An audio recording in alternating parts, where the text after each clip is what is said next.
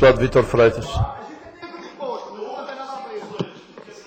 Sr. Presidente, senhoras e senhores deputados, estamos aqui a discutir o acréscimo ao salário mínimo nacional por parte da região e temos duas propostas em cima da mesa. Uma do Bloco de Esquerda, que aponta para uma percentagem de 5% sobre o valor do salário mínimo nacional, e uma do Governo, que aponta para um aumento de 2% sobre o salário mínimo nacional.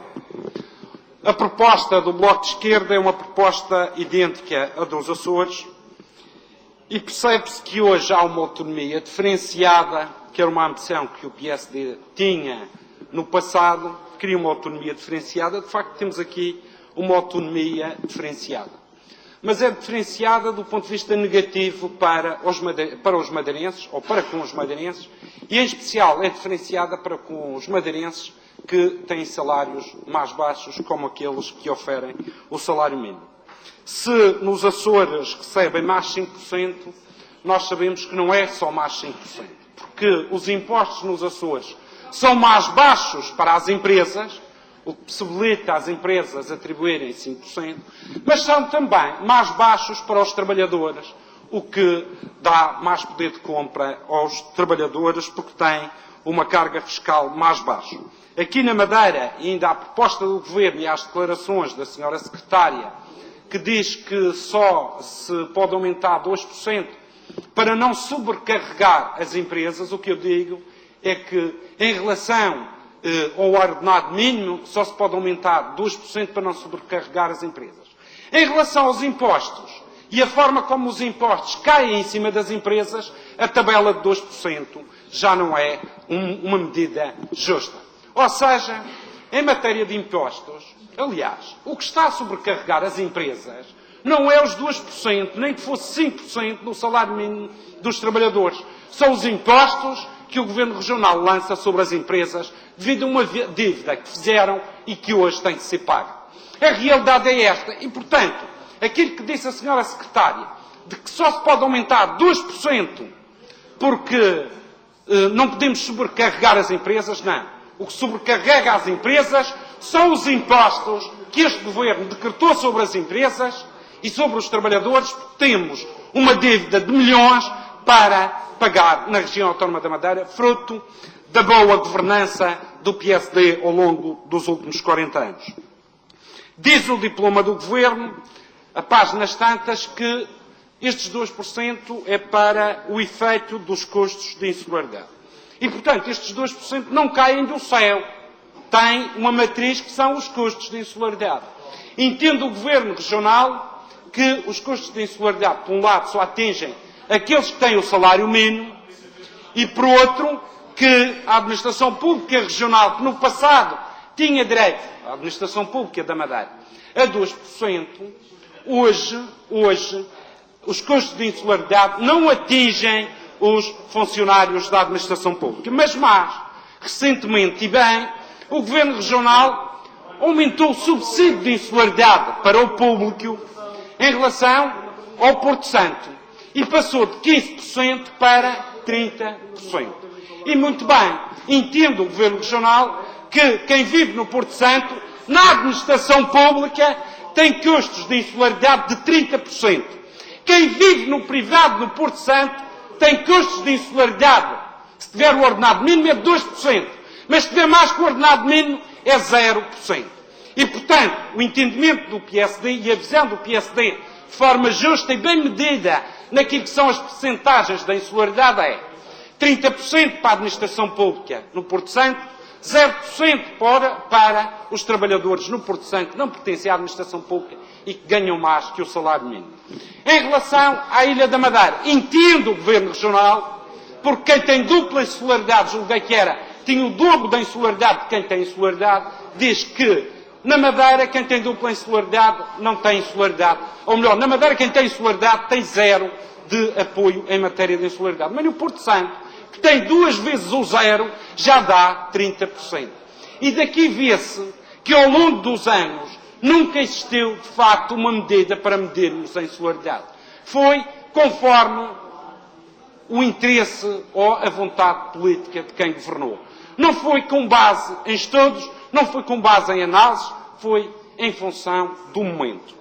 E é por isso que eu já há algum tempo tenho vindo a insistir com os órgãos de governo próprio da Madeira que era importante que se balizasse, em primeiro lugar, o que é insularidade, o que é dupla insularidade, que se visse os custos de insularidade e que se fizesse um estudo, pedindo a uma universidade que fizesse um estudo em relação aos custos de insularidade a todos os níveis.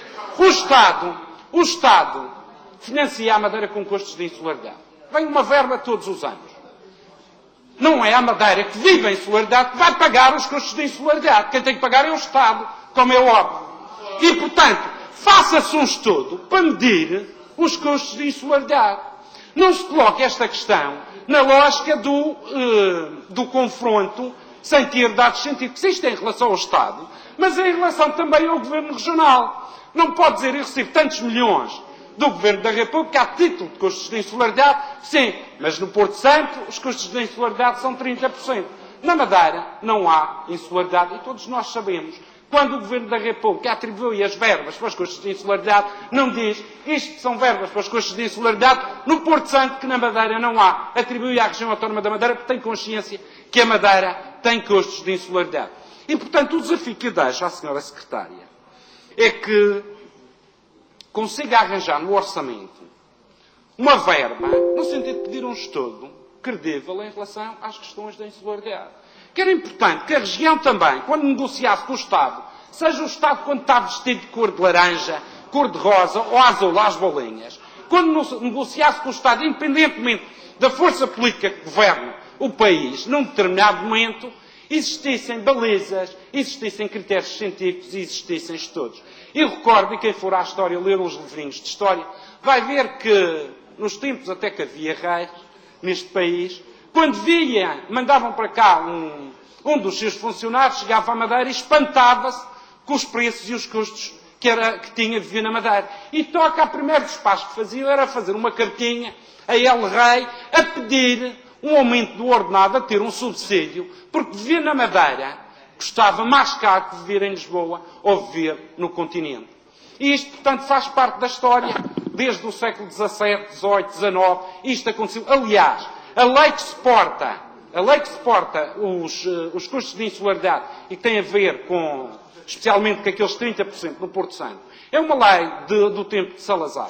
Foi criada primeiro para uma ilha nos Açores, nenhum funcionário do Estado queria, Santa Maria, nenhum funcionário do Estado queria se fixar lá. Depois essa lei foi alargada também ao Porto Santo e essa lei fez hoje algum caminho. E era necessário, de facto, que a gente começasse a olhar para as coisas, sem demagogias e sem acusações, e começasse a medir, pegar no peso das coisas e medir. Porque nós sabemos que viver na Madeira custa mais caro. Os produtos chegam mais caro, mesmo com o pós-AMA. Nós sabemos que só afeta determinados bens, não são todos. Nós sabemos que construir uma casa na Madeira não é a mesma coisa que construir noutros pontos do país. Nós sabemos que temos habitação mais cara. Até as próprias obras públicas são mais caras aqui do que no Alentejo, que é terreno plano.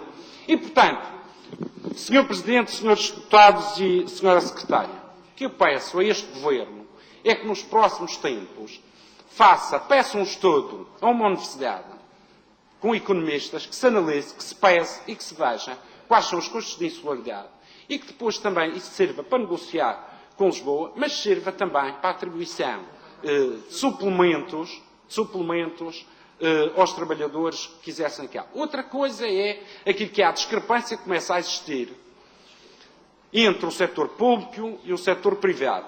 Nós sabemos que isto também tem uma história. Os funcionários públicos no tempo do Salazar tinham um emprego para toda a vida, mas ganhavam a miséria. Isto era verdade. Também no privado também ganhavam a miséria nesse tempo. Entretanto, houve evoluções.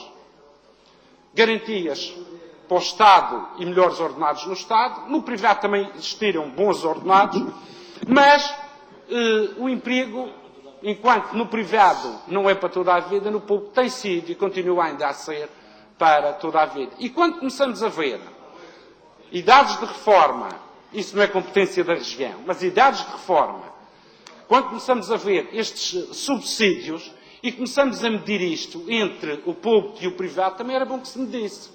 Tanto nas questões das idades da reforma, dos cuidados de saúde, etc., etc., para ver onde é que está a equidade e a justiça social.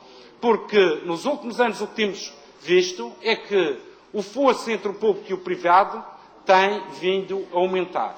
Não é só o fosso entre os ricos e os pobres, no país e na região autónoma da Madeira e até no próprio mundo, mas também nesta questão que é importante entre o público e o privado, que exista uma aproximação, nem que seja na forma como o Estado trata todos os cidadãos. O Estado não pode ou não deve continuar a tratar os funcionários públicos de uma forma e quem trabalha no privado de outra, e isso acontece nos dias de hoje, nomeadamente em relação às reformas. Muito obrigado, Sr. Deputado.